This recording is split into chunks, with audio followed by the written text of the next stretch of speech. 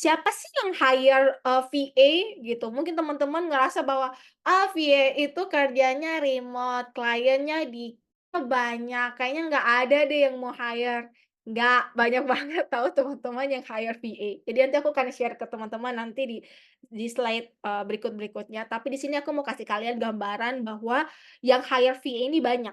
Ada entrepreneur, ada startup, ada small business owner, ada online businesses dan e-commerce, consultant, real estate agents. Kalau di Australia itu banyak banget, or Amerika mereka looking for VA yang manage social media untuk real estate, banyak banget. Terus ada blogger, influencer, eksekutif, NGO, penulis, digital marketing agency yang sekarang looking for, wah banyak banget VA yang sekarang join digital marketing agency, even individuals, even aku pun nyari VA sebenarnya. Jadi di sini kalian, apa ya, jangan merasa VA ini kerjaannya dikit atau karena mungkin, nggak ada peluangnya, jadi kalian ngerasa bahwa VA ini yang hire nggak ada, nggak teman-teman. Di sini aku mau kasih kalian pandangan bahwa banyak banget klien di luar sana yang looking for VA. Even pun VA itu mungkin jutaan, ribuan, ratusan ribu, tapi banyak aja klien tetap looking for VA. Tapi ingat satu hal yang membuat kita harus stand out, kita harus, stand out dengan, VA-VA lain gitu loh. Kenapa kita, beda, kenapa kita spesial, value yang kita kasih apa. Nah itu kenapa, following the trend, belajar, upgrade skills nanti, seperti itu. Nah, kenapa kenapa mereka itu, mau hiring kita, VA gitu. Pertama, karena cost-nya lebih efektif gitu loh, karena mereka lebih seneng hire, kita VA daripada hiring full time employee. Kalau full time itu kan mereka harus ngajarin lagi. Kalau VA ini udah pakai jadi mereka hire ya pasti, VA itu sudah punya experience bekerja di bidang tertentu. Jadi kalau contoh nih, aku VA yang bergerak di, coaches mungkin, provide online course. Otomatis ya aku nyari aja orang yang VA yang udah ngerti handle ngerjain project online course daripada aku hire full time employee, aku ngajarin lagi, aku nggak punya waktu gitu. Jadi kenapa cost-nya lebih efektif yang di mana VA itu lebih fokus ke ngerjain spesifik task-nya aja. Jadi kliennya lebih fokus untuk ke bagian mungkin marketing, mungkin, build, apa ya, community. Jadi kita VA lebih ngerjain spesifik task, seperti itu. Terus, flexibility. Nah, klien itu bisa hire kita mau few hours, full time, ya depending dari yang klien butuhin gitu loh. Kayak contoh aku klien, emailku berantakan banget, butuh orang yang mau bisa labeling atau mungkin manage my inbox. Ya udah aku tinggal nyari bisa bantu aku manage emailku untuk 5 jam per minggu. Nah, itu kan lebih fleksibel. Nggak mungkin kan cuma ngurusin email, aku harus nyari yang full time. Ya, aku lebih ya nyari aja yang beberapa jam yang bisa bantu aku untuk, apa namanya ya, ya ngurusin inbox-ku, kayak gitu. Nah, dan juga kenapa, mereka mau hiring VA, karena sebenarnya VA ini, apa ya, unik sebenarnya. Karena tuh, VA itu kebanyakan punya backgrounds dan banyak gitu pengalamannya mereka. Karena contoh nih, aku udah kerja dengan 5 klien gitu ya, berarti kalau ketika aku dapat klien satu lagi, dia udah tahu, "Oh, Chelsea ini udah pernah kerja dengan 5 klien yang sebenarnya punya bisnis dan background yang beda-beda." Which is ini bagus banget kalau Chelsea ini bisa bantu aku dengan wide skill set-nya yang berbeda-beda. Nah, ini biasanya VA tuh kayak gitu, makanya klien tuh suka banget hire VA karena mereka udah punya pengalaman kerja dengan beberapa klien, gitu. Karena VA kan lebih fokus ke, showcase the project yang pernah dikerjakan, gitu loh. Jadi memang, kita ini memang unik sebenarnya VAs. Terus increase productivity. Jadi, klien itu nggak perlu ngerjain hal-hal ece-ece lah istilahnya, pelintilan-pelintilan. Jadi dia nggak perlu ngurusin email atau nggak perlu ngurus kalender, scheduling meeting. Itu kan hal-hal yang pelintilan yang kecil-kecil yang maksudnya dia bisa lebih fokus strategic thing gitu loh, daripada dia harus ngurusin hal-hal kecil-kecil yang di mana itu dia bisa hire VA untuk ngebantuin dia, seperti itu. Nah, benefit nih jadi VA, karena kan sebenarnya teman-teman ini kan belum nih, kebanyakan 100% belum pernah jadi VA. Jadi di sini aku mau share, benefit menjadi seorang VA itu flexibility. Jadi kita punya waktu itu yang fleksibel, kita bisa gampang waktu kita punya 5 klien, 10 klien juga bisa, tapi ya balik lagi kita mampu nggak bisa manage, 10 klien dengan kita bisa deliver excellences ini bisa atau enggak gitu. Jadi jangan kayak tadi aku bilang yang terlalu overpromise, kalau kita bisa then yes, kalau nggak bisa juga ya kita komunikatif aja, seperti itu. Nah, flexibility ini, benefit-nya itu luar biasa ya, apalagi aku kalau kerja VA ya, aku bisa kerja dengan klien Australia, aku bisa klien Indonesia, aku juga bisa klien, one second, ini kenapa nih? Oke. Klien, dari beberapa negara gitu. Jadi aku punya waktu yang fleksibel gitu. Walaupun aku kerja full time, jadi contoh full time aku bisa selesai jam 5 dan jam 5 sampai jam 7 atau jam 8 aku bisa ngerjain kerjaan, klien luar seperti itu. Cuma pengalamanku, salah satu flexibility ini hati-hati ya, lagi kalian kalau mau pengen dapat side job, terus kalian dapat kliennya USA.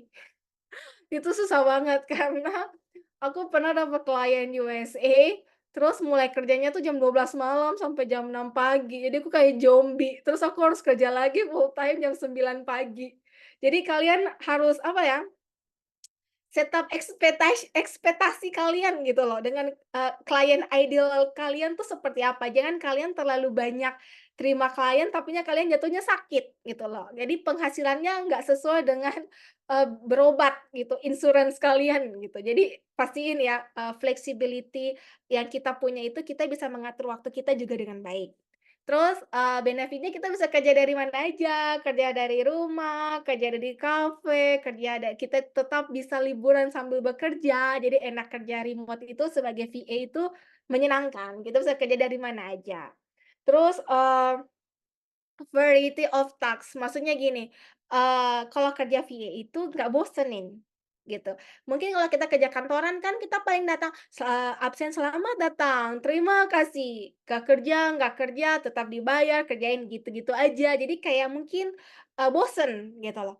Nah kalau di, VA kita pekerjaannya beda-beda, kayak tadi aku bilang klien akan percaya kita, ngasih kita banyak, task yang baru, dan juga klien kita beda-beda. Nggak bosan, nggak monoton, satu hal aja yang kita kerjakan gitu loh. Jadi kita punya, pengalaman gitu loh, nggak monoton ngerjain hal satu aja gitu. Jadi kita bisa jadi klien A, kita ngerjain A, habis itu nanti di klien yang B, ya kita kerjain B, kita nggak mungkin ngerjain yang kerjaan yang A gitu. Jadi memang sangat, beda-beda task-nya gitu, jadi nggak bosan. Terus, benefit jadi VA itu kita punya learning opportunities, kita belajar, kita upskill dan reskill. Nah, di sini aku mau kasih tahu bedanya tuh kalau kita kerja kantoran tuh, bukan berarti aku bilang kerja kantoran tuh salah ya. Aku dulu pernah kerja kantoran juga loh, berapa tahun ya, 6 tahun atau 7 tahun, jadi aku pernah kerja corporate banget gitu di kantor gitu. Nah, kebanyakan tuh, kita tahu bahwa ketika kita mau, apa ya, melamar kerja ya, kantoran tuh minta, oh harus sarjana, punya pengalaman minimal 2 3 tahun, punya surat keterangan baik gitu kan, banyak banget tuntutan gitu kalau kerja corporate ya, minta A, minta B, minta C, harus bisa ini. Nah, kalau kita jadi VA, kita tuh bisa secara cepat untuk bisa upskill dan reskill. Kalian belajar 4 minggu, dapat internship gitu kan. Setelah let's say 2 bulan aja, kalian udah punya skills baru loh, kalian udah punya portofolio dan langsung bisa nyari kerjaan. Itu maksud aku.